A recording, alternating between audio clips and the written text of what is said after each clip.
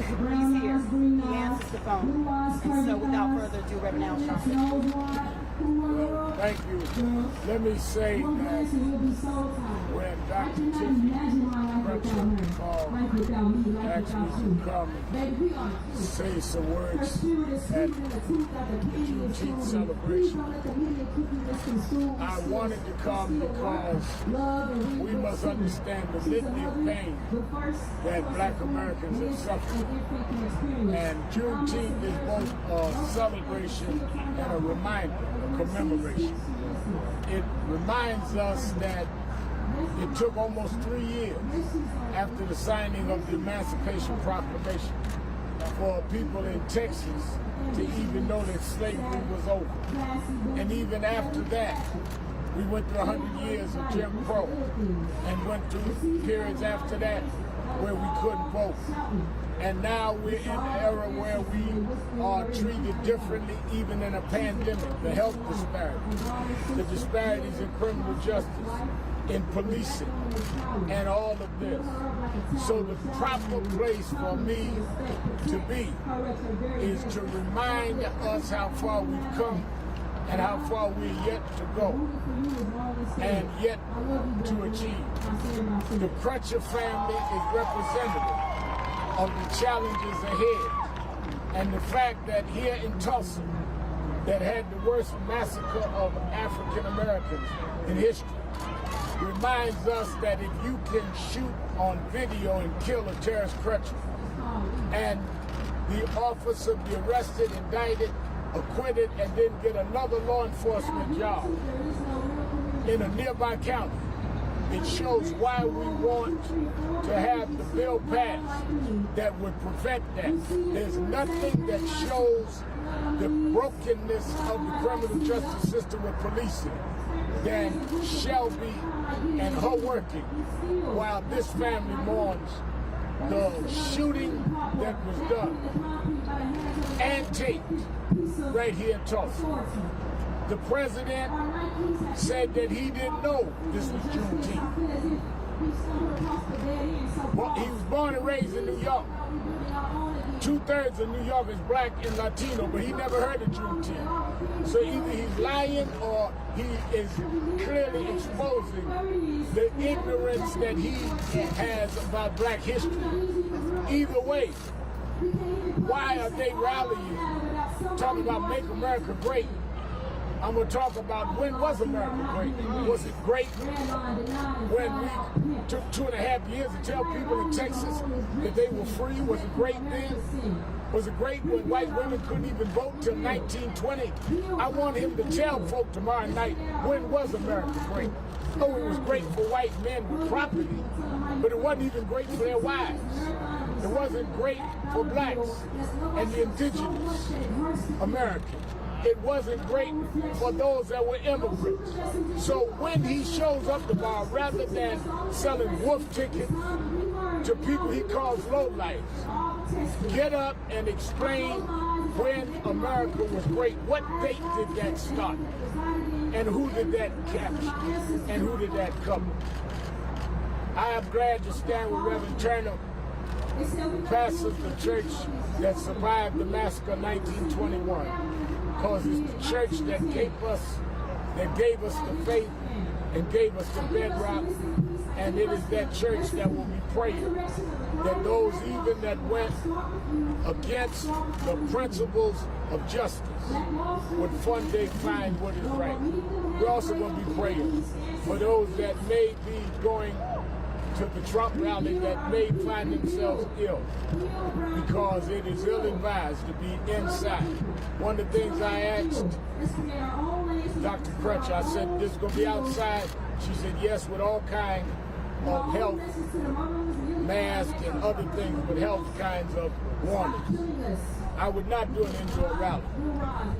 But the president thinks that he's above all of that. Now, he'll be calling us nasty names.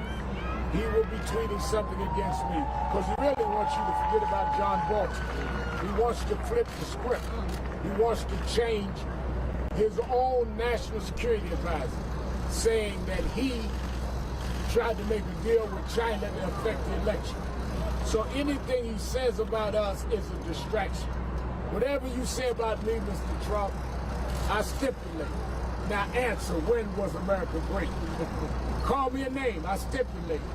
But answer, were you not engaged in a conversation with the president of China, telling them to do things to affect the election? Call me whatever name you want, I stipulate. Answer the question. Because I come to Tulsa to deal with an issue. You should come to Tulsa and deal with the issues of what is going to deal with the real racial history and then healing in America. He's addressed everything but how to deal with the racial gap in this country. He has not addressed it. He has not said it. He has not laid it out. So as you come to the city that there was a massacre, as you come on the weekend of Juneteenth, address your policies of how you intend to close the race gap in America and how you intend to deal with the systemic disparity in how blacks are treated by law enforcement like Terence Crutcher. Or just admit you don't know how and therefore you're not fit to preside at this time. Thank you very much. Thank you all so much. Do you think Trump is ignorant of the black American story? I don't know. He said he didn't know about Juneteenth Day. So I'm not saying that he said it. And he said that he changed the day when an African-American friend of his told him about it. He's 74 years old and never heard of Juneteenth. Then he turns around and says he made it popular. I know him Juneteenth all my life. I grew up in the same town he did. Many did. Many maybe didn't, which is why we do need a federal holiday. But certainly anyone that is qualified to be president of the United States should have known what Juneteenth. You also say that he's done more than any president for black people in the U.S. What do you think of that? Are you the opening act? Are you the comedian tonight?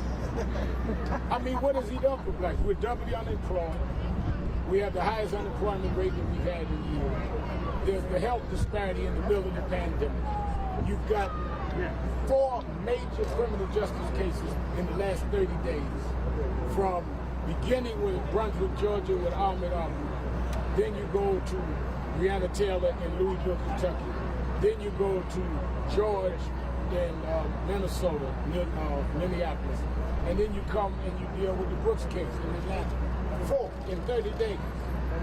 None of which he did anything but pour gas, pour on the gas on the fire and inflame the country even more.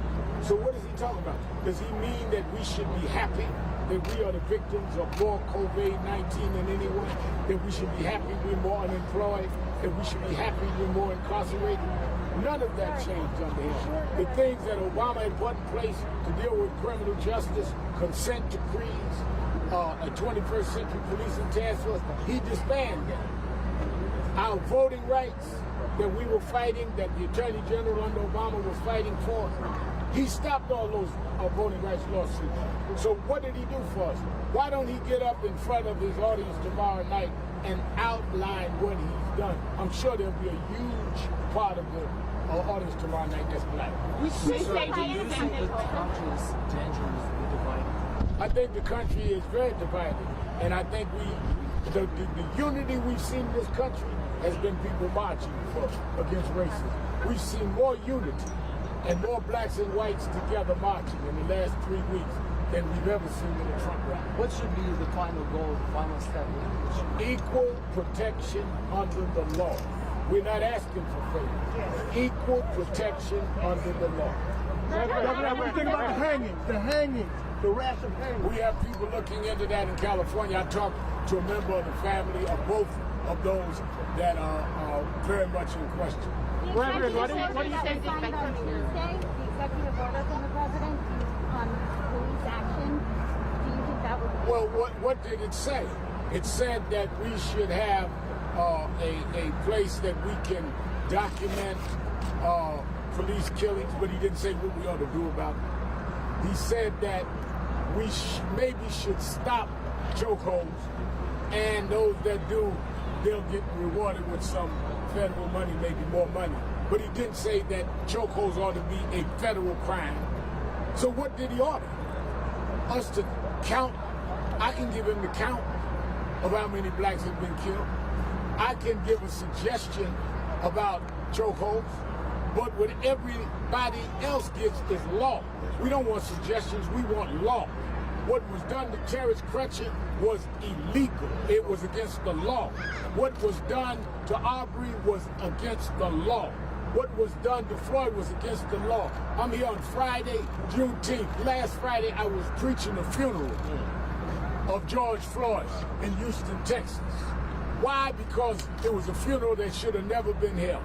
Reverend, what do you take away from Juneteenth? I want them to take away the memory that people kept fighting, abolitionists, black and white, just like black and white are marching now. And they stopped slavery. Even when people got it 2.5 years later. Justice delayed, but they got there. So we can't give up. Imagine you still being enslaved 2.5 years after you knew the proclamation was signed. But they didn't give up. Why didn't they give up? Because they hoped if they held on, that we would have a better day. And we come to make sure we do have that day. Reverend, what do you think of the mayor and governor?